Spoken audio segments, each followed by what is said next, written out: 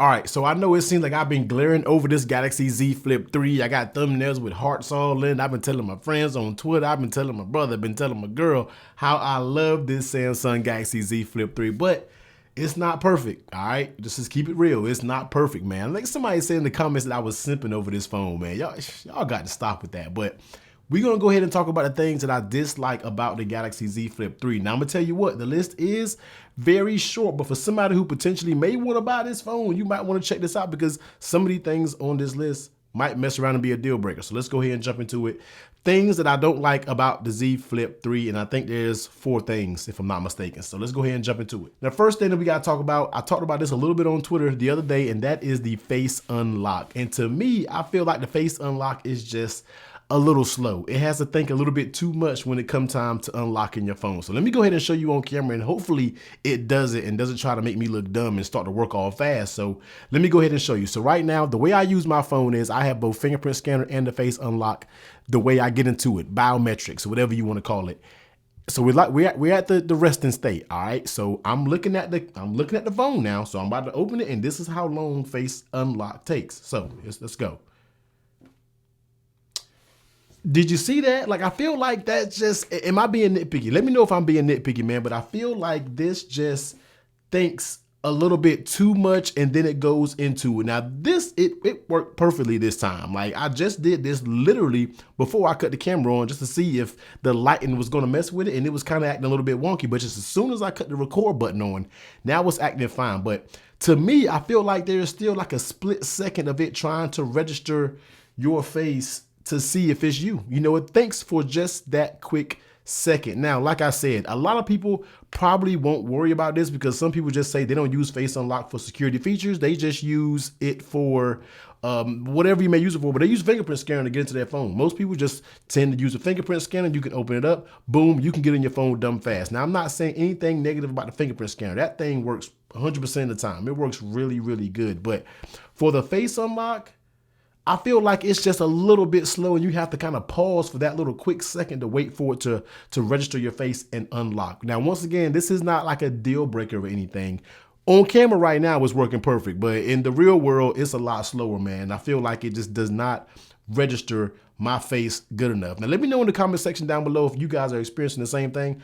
I registered my face over and over again. The first time I did it in this room, which is a little bit dim. You know, when I cut the lights on, it's bright, but I registered when it was like this. So I was like, you know what? Let me delete that. Let me go in the bathroom where it's bright. Did that, still didn't work. Let me go outside where it's the brightest, still didn't work.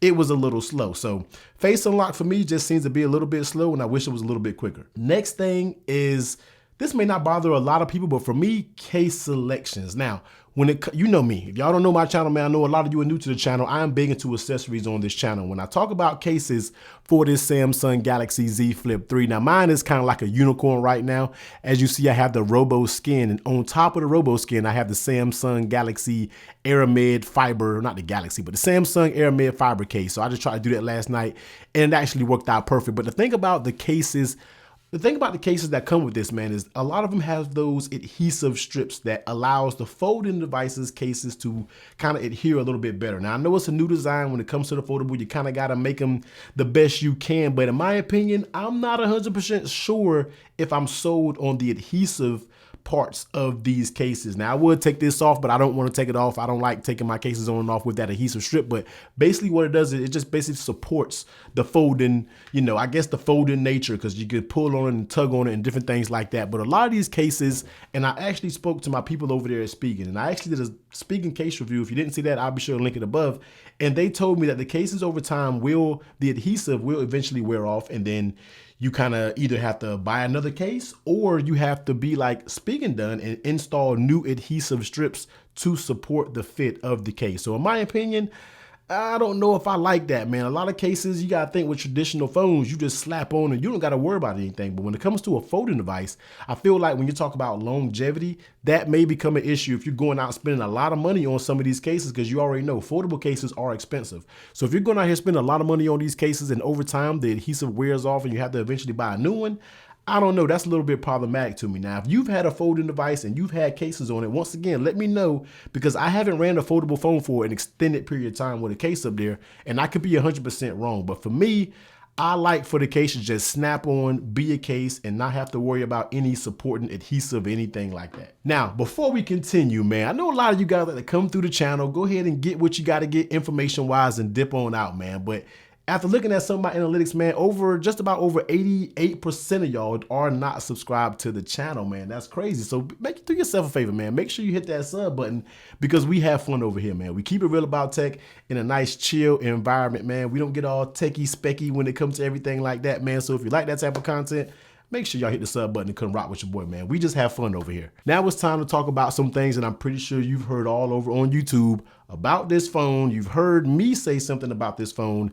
And that is, well, first off, yeah, battery life. Let's go ahead and talk about it. So now the dude Flossie Carter, I'm not sure if you guys watched his real review on the Z Flip 3 yet, but he worded it perfectly. He said it wasn't trash, but it's the trash on top of the trash. So it is bad. It's not good by any stretch of the imagination. No matter how much I love this phone, I have to keep it real with you and let you guys know that the battery, it's just not up to par. Now, when I say it's not terrible, it may get you, I really don't know. I've been having so many inconsistencies when it came to this battery, man. But the overall consensus is, and I'm gonna do a video a little bit later telling you about my different battery setups and different things like that and see if some things affect the battery and doesn't affect the battery.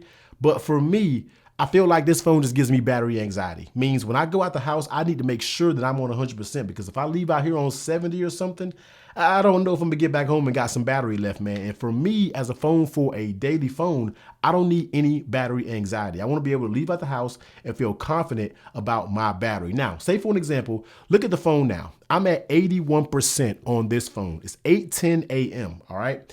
I took this phone off the charger around 4:30 this morning. When my son woke up, he was kind of all over the place. I took him to the couch in the living room. We kind of fell asleep on the couch until it was time to wake up to go to daycare. But my phone from 4:30 to about 6 o'clock wasn't doing anything. And it drained from like 100% to like 95%. All right, cool. That's Samsung's standard, whatever, when it comes to battery drain. But then I took him to school, pop my phone on the holder, start looking at a couple videos, and then start doing a few things, start jumping on Twitter, and by 8:11 a.m., I'm already down to 80%. Now, y'all may be like, T, that's not terrible, but I feel like you have to just worry about this battery a little bit too much, in my opinion. You can't leave out the house with confidence to know that this battery is gonna last throughout the day. So for me, I gotta say battery life is a concern with this phone. We're gonna keep trying to figure it out. It's learned my usage patterns now, so it doesn't say that anymore in the settings.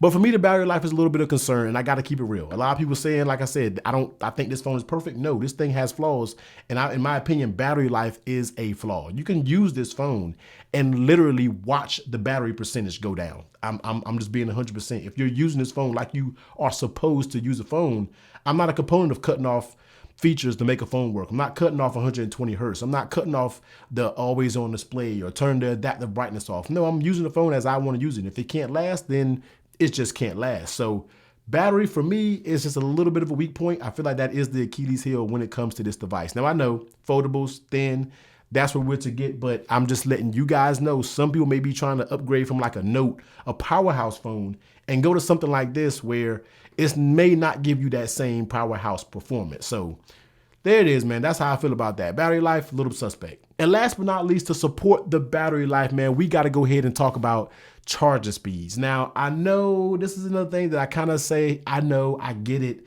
It's small. It's a small battery. I don't know if they even can do heat management well on this. It has a Snapdragon 888 that's known for being hot as I don't know what. But the charging on this thing is just too damn slow. Let's just keep it a buck, man. We're talking about what, 10 watts wireless charging, 15 watts plugged in.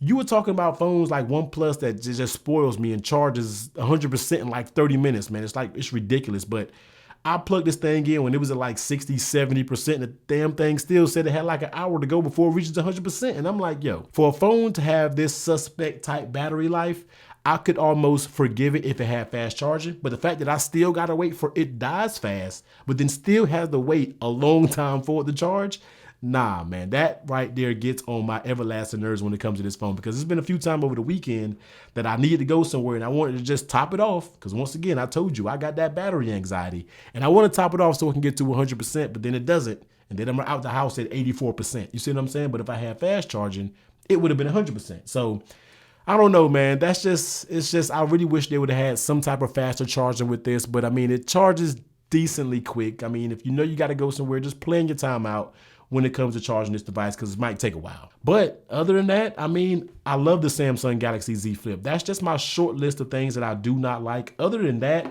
I really can't say much that I dislike about this device. I love everything else about it. That's just my short list. 4 things that I don't like about the Z Flip 3. But for all you Z Flip 3 owners out there, man, let me know in the comment section what's some things that you don't like about it that I may have missed or that you may feel like people should be aware of. Let's get in the comment section. You guys know I'm heavy active in the comment section, so let me know what you think. And yeah, do all those YouTube things, man. Remember, 88% of y'all ain't rocking with your boy. Hit that sub button. So make sure y'all do, and make sure y'all like the video, and definitely hit that bell. So come back for some more videos of the Z Flip 3, because we still got a long way to go. But anyway, technically T, I'm up out of here. Be safe.